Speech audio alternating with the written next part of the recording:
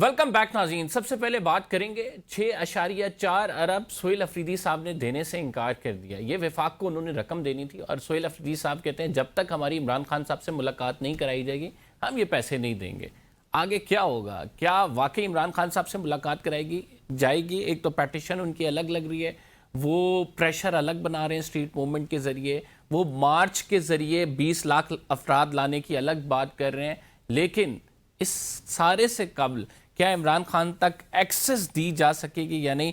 اس پر بات کرنے کے لیے ہمارے ساتھ موجود ہیں بابر نواز خان صاحب, رہنما مسلم لیگ نون کے, سید حسن مرتضیٰ صاحب, رہنما پاکستان پیپلز پارٹی کے. ہمیں جوائن کیا ہے مبین عارف جٹ صاحب نے, رہنما پاکستان تحریک انصاف کے. آپ تینوں معزز مہمان گرامی کا شکریہ. اسٹارٹنگ فرام یو عارف جٹ صاحب, باقاعدہ شرائط رکھ دی گئی ہیں, آپ نے 6.4 ارب وفاق کا دینا ہے. اب آپ کہتے ہیں کہ جب تک ایکسیس نہیں ملے گی تب تک نہیں دیں گے, تو واقعی ایسا ہے کہ یہ پھر کچھ دنوں بعد یہ خبر آئے گی ایکسیس بے شک آپ کو نہ ملے لیکن آپ پیسے ضرور دے دیں گے؟ اچھا جی, السلام علیکم جی. سب سے پہلے تو بات یہ ہے کہ وفاق کے کس چیز کے پیسے؟ دو طرح کے پیسے ہیں. ایک جو سرپلس کی مد کے اندر کمٹ کروایا ہوا ہے ان لوگوں نے, جو ہے وہ آئی ایم ایف جو ان کے پیچھے ہے کہ سرپلس جنریٹ کریں. دوسرے جو ہے وہ میرے خیال سے اللہ جانے ایک دوسرے جو ہے وہ مد کے اندر بھی ہیں, ابھی مجھے اس کا نام ذہن کے اندر نہیں آ رہا. لیکن دیکھیں اگر پیٹ کاٹ کے آپ اپنے صوبے کی عوام کا پیسے جو ہے وہ وفاق کو دے رہے ہیں اور وفاق کو پال رہے ہیں, اور وفاق پھر آپ کے ساتھ ستیلی ماں والا سلوک کر رہے ہیں, اور آپ کے جو ہے آپ کے کہہ لیں آپ کی ہماری جو جماعت ہے تحریک انصاف, اس کا سربراہ جو ہے اس کی مرہون محنتی جی, ہم سارے اسمبلیوں میں پہنچے ہیں اور یہ حکومت بھی کے پی کے اندر اس کی ہے, اور اس کے باوجود سابق وزیر اعظم ہے جی وہ. اگر آپ چلیں سابق وزیر اعظم کو بھی چھوڑ دیں تو ایک عام قیدی جیسے حقوق بھی اگر جو ہے وہ اسے وفاق یا دوسرا صوبہ جو ہے وہ نہیں دے رہا, تو یہ کتنا ایک ظلم ہے, زیادتی ہے. سولیٹری کنفائنمنٹ جو ہے وہ مجھے بتائیں کتنے لوگوں کی جو ہے, کتنے سیاسی کی ایک سال جو ہے وہ سولیٹری کنفائنمنٹ رہی ہے جس کے اندر ان کی کسی سے ملاقات نہ کرائی گئی ہو. ہر سیاسی لیڈر, ٹھیک ہے بڑے سیاسی لیڈر جیل میں رہے لیکن سب کی ملاقاتیں بھی تھی, سب علاج کے لیے ہسپتالوں میں بھی جاتے تھے. یہاں پہ تو اس طرح بھی ہوا ہے کہ لوگ 100 روپے والے اسٹامپ پیپر پہ علاج کے لیے بیرون ملک گئے ہیں کمٹ کر کے کہ جب میں ٹھیک ہو جاؤں گا تو واپس آ جاؤں گا, اور وہ ٹھیک ہونے کے باوجود وہاں پہ تقریریں کرتے رہے لیکن واپس نہیں آئے. تو مطلب کہ اتنی زیادتی بھی تو ہے, یہ غیر مناسب ہے نا جی. اور باقی جو پیسوں والی بات ہے, وفاق کے کتنے بنتے ہیں کتنے نہیں بنتے, وفاق کو واپس کس چیز کے دینے ہیں, مجھے اس کا پوری یہ طرح علم بالکل نہیں آپ ہے. نے پہلی جو بات کی تھی, یہ وفاق نے آئی ایم ایف کے تحت جو مانگے تھے پیسے بجٹ سے پہلے وہ پیسے دینے تھے, اور وفاق یہ بھی کہہ رہا تھا کہ ہر صوبے نے دیے تھے, چونکہ اس وجہ سے آپ سے مانگے جا رہے ہیں 6.4 ارب, لیکن وہ آپ نے دینے سے انکار کر دیا ہے. میں مسلم لیگ نون کے جو رہنما ہیں بابر نواز صاحب, ان کی جانب بڑھوں گا. بابر صاحب آپ کیا سمجھتے ہیں, کل آپ لوگوں کا ایک اہم اجلاس ہوا, آج بھی اجلاس ہوا, کشمیر میں آپ لوگوں کی حکومت سازی ہو گئی ہے, لیکن پھر سے ہم یہ دیکھتے ہیں مسلم لیگ نون کی طرف سے جو قائد ہیں میاں نواز شریف صاحب, ان کی سٹیٹمنٹس میں بڑی غور سے سنتا ہوں تو وہ ناراض نظر آتے ہیں. ابھی تک وہ ناراض ہیں اور مجھے نہیں پتا وہ کس چیز پر ناراض ہیں, اور وہ یہ بات کرتے ہیں کہ میرے دور میں جو ہے وہ ڈالر جو ہے اتنے کا تھا, پیٹرول اتنے کا تھا. بہت آگے نکل چکی ہے, 4 سال سے تو ان کے بھائی کی حکومت ہے. دیکھیں جو چیز وہ بیان کرنا چاہ رہے ہیں, اگر آپ دیکھیں تو 2016-17 میں جب آپ نے آئی ایم ایف کا کشکول توڑ کے پھینک دیا تھا, ملک ترقی کی راہ پہ گامزن ہو گیا تھا. اس وقت امپائر کی انگلی اٹھی, اس وقت ثاقب نثار جیسے مورے, اس وقت فیض حمید جیسے لوگ آگے آئے, اور انہوں نے آ کے ایک اتنی بہترین گورنمنٹ جس کے بارے میں انٹرنیشنل جو تجزیہ کار ہیں وہ کہہ رہے تھے کہ آپ ٹاپ 10 اور ٹاپ 20 میں جانے والے ہیں.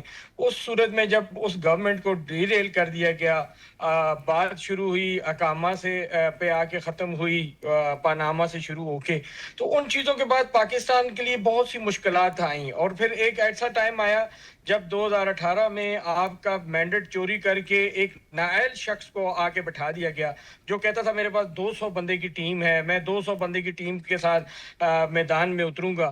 وہ پھر کیسے ٹیم تھی کہ ان 3 سالوں میں اس کو 3-4 اپنے وزیر خزانہ چینج کرنے پڑے. اس نے ملک کا تباہ و حال کر دیا, یہاں کے موٹر ویز تک گروی رکھوا دیے, ہمارے اسٹیٹ بینک کو بیچ دیا. وہ اگر میرا خیال ہے اگر 1-2 سال اور رہتا تو مشاہد اللہ خان نے بالکل صحیح کہا تھا کہ وہ شاید کہ پورے پاکستان کو بیچنے سے بھی پیچھے نہ رہتے. تو باقی جو بات آپ کر رہے ہیں کہ میاں نواز شریف صاحب کو غصہ, تو ظاہری بات ہے جو بندہ اس پاکستان سے اتنا پیار کرتا ہو, جو اس کو بڑی مشکل سے سنوارنے کے خواب دیکھ کے اس کو سنوار رہا ہو, اور اس کے بعد جب ایسی حرکت کر دی جائے کہ پاکستان کو ترقی کی پٹری پر سے اتار دیا جائے, تو وہ لیکن پھر ڈیفینیٹلی پٹری پہ دوبارہ ان کے بھائی کے ذریعے چڑھا دیا گیا نا سر. بیٹی کی حکومت پنجاب میں ہے, بھائی وفاق میں, اور کیا چاہیے. دیکھیں مریم نواز اس وقت پنجاب میں جو ڈیلیور کر رہی ہیں اس وقت حامی تو حامی مخالفین بھی آپ سوشل میڈیا پہ جا کے دیکھیں. ایون کہ پی ٹی آئی جو سب سے زیادہ نفرت کرتی ہے مریم نواز سے, وہ بھی جب مری یا جب پنجاب میں داخل ہوتے ہیں تو پنجاب کی تعریف کیے بغیر نہیں رہ سکتے. جہاں تک بات ہے آپ شہباز شریف صاحب کی بات کر رہے ہیں, شہباز شریف صاحب کو ملک وینٹیلیٹر پہ ملا جس وقت آپ کے اس وقت کے ایف بی آر کے لوگ, آپ کے تجزیہ کار, آپ کے صحافی, ہر بندہ کہہ رہا تھا کہ پاکستان جو ہے وہ ڈیفالٹ کرنے جا رہا ہے. اپنی سیاست کو داؤ پہ لگا کے اس ملک کو بچانے کے لیے ہم لوگ نکلے ہیں. یہ آپ مخالفین کی بات کر رہے ہیں, آپ کے مخالفین کی بات کر رہے ہیں. آپ اپنے اتحادیوں سے پنجاب کی پرفارمنس سن لیں. حسن مرتضی صاحب, آپ اکثر پروگرام میں میرے ذکر کرتے رہتے ہیں پنجاب میں جو کچھ ہو رہا ہے. بابر نواز صاحب اس پر دعوے دار ہیں کہ ایسی پرفارمنس ہے مریم نواز صاحبہ کی کہ اس کی مثال نہیں مل رہی. بہت شکریہ جی, آپ نے مجھے موقع دیا. دیکھیں یہ تو کسی بھی آپ اگر سیاسی کارکن سے یا اس کی جماعت کے حوالے سے سوال کریں گے تو یقیناً وہ اپنی تعریفیں بھی کرے گا اور اپنے جو اچھے اچھے کامیاب پروجیکٹس ہیں وہ بھی گنوائے گا. یہ تو ایک فطری سا عمل ہے, اس میں تو یہ نہیں ہے. اور ہماری جو جمہوری طرز حکومت ہے اس کے اندر اپوزیشن کا جو رول ہے وہ اسی لیے اہم ہے کہ حکومت کے سامنے جب اپوزیشن بیٹھی ہوتی ہے تو وہ اس پہ تنقید بھی کر رہی ہوتی ہے, اور حکومت جو یہ چیزیں سمجھتی ہے وہ اس تنقید کو بڑا مثبت لے کے اس پہ بہتر لائے عمل بناتے ہیں, پالیسیز بناتے ہیں, اور ان چیزوں کو, ان خامیوں کو دور کرتے ہیں. اب اس وقت بدقسمتی سے ہماری جو اپوزیشن ہے وہ اس پہ اپنا رول پلے نہیں کر پا رہی. اس کی کئی وجوہات ہیں. ان کی قیادت جیل کے اندر ہے, ان کو مختلف ہدایات کے مطابق چلنا پڑتا ہے, وہ اس طرح پرفارم نہیں کر سکتے, ایشو بیسڈ پولیٹکس نہیں کر سکتے. وہ ان کا جو ایک سب سے اہم ایشو ہے, ان کے چیئرمین ہیں وہ جیل میں ہیں, اس حوالے سے وہ بات کرتے ہیں. تو یقیناً ہم اتحادی ہیں, ہم نے ان کے اچھے کرموں کا تو شاید ہمیں کوئی پھل ملے نہ ملے, ان کا جو غلط کام ہوگا اس کی سزا آنے والے الیکشن میں ہم دونوں کو ملنی ہے. تو ہم تو اس حوالے سے ان پہ ان کے سامنے چیزیں رکھتے ہیں کہ یہ چیزیں اس طرح نہیں ہیں, یہ دیکھنے میں اور ہیں اور اندر سے یہ چیزیں اور ہیں. لاہور پنجاب نہیں ہے, لاہور ہمارا شہر ہے, ہم سب کا شہر ہے. اگر خوبصورت ہو تو اس میں ہمیں کسی کو کوئی اعتراض نہیں, لیکن اگر چنیوٹ بھی خوبصورت ہو, لیا بھی خوبصورت ہو, جھنگ بھی خوبصورت ہو, میاں والی, بکھر, خوشاب, یہ سارے خوبصورت ہوں تو پھر ہی پنجاب خوبصورت بنے گا. اور لاہور کے اندر بھی اگر آپ دیکھیں, املاری اڈہ چلے جائیں, سبزی منڈی چلے جائیں, شاد باغ چلے جائیں, ایوان ٹاؤن چلے جائیں, چونگی امر سدھو کے ساتھ ساتھ کا سارا علاقہ, غازی آباد ہے, وہاں پہ چلے جائیں تو وہ لاہور جو ہے وہ بالکل ڈیفرنٹ ہے. لاہور جو ہے وہ صرف مال روڈ یا مین بولیورڈ یا گلبرگ یا ماڈل ٹاؤن, ڈیفینس, یہ نہیں ہے. لاہور کافی بڑا ہے. تو اس لیے ہم تو وہ چیزیں سامنے رکھتے ہیں یا ان چیزوں کی طرف توجہ دلاتے ہیں تاکہ وہ بہتر کی جا سکیں. ورنہ ہم اتحادی یقیناً ان کے اتحادی ہیں اور کبھی بھی نہیں یہ چاہتے کہ ان کو کوئی نقصان پہنچے یا تکلیف پہنچے. حسن صاحب, آپ بڑی گہری نظر رکھتے ہیں ان تمام معاملات پہ. اوور آل آپ مریم نواز صاحبہ کی پرفارمنس سے صوبے میں چاہے چلیں تھوڑا ہی کی ہے, سیٹسفائی ہیں؟ دیکھیں کچھ چیزیں ان کی بڑی اچھی ہیں جی, وہ قابل تعریف بھی ہیں, اور کچھ چیزیں جو ہیں وہ میں سمجھتا ہوں کہ وہ ٹھیک نہیں ہیں. میرا حق ہے, میں ٹیکس پیئر بھی ہوں, پنجاب کا رہنے والا بھی ہوں.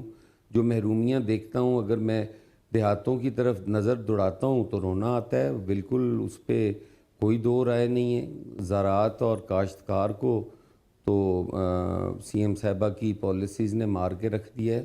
ہمارے سے گندم 3200 کی لیتے ہیں, ریلیز 3800 کی کرتے ہیں. ہمارے کاشتکار کو 4000 نہیں دیتے, باہر سے گندم جو ہے وہ 7000 میں بھی امپورٹ کرتے ہیں اور 95 ارب روپیہ اس پہ لگا دیتے ہیں. اگر وہ اپنے گروور کو انسینٹیو دیا جائے تو میرا خیال ہے وہ زیادہ محنت بھی کرے گا, خوشحال بھی ہوگا, کیونکہ ہماری تو ایگرو بیسڈ اکانومی ہے نا جی. ہمارے پاس تو نہ کوئی انڈسٹری ہے نہ کوئی ایکسپورٹ ہے. ہم تو ٹوٹلی 100% امپورٹ پہ ڈپینڈ کر رہے ہیں. ہماری تو ایک سوئی دھاگا بھی جو ہے وہ بھی چائنا سے آ رہا ہے.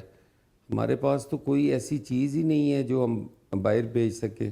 پھر ٹھیک, ہم ایک چھوٹا سا بریک لیتے ہیں حسن صاحب. We will be right back after break. ناظرین, پھر ڈسکس کریں گے فیڈریٹنگ یونٹس کے حوالے سے کیا تحریک انصاف جو ہے وہ ساتھ جا ملے گی, حامی بھر دے گی, اس کے بدلے میں کیا کچھ لینا چاہے گی. ایک چھوٹے سے بریک کے بعد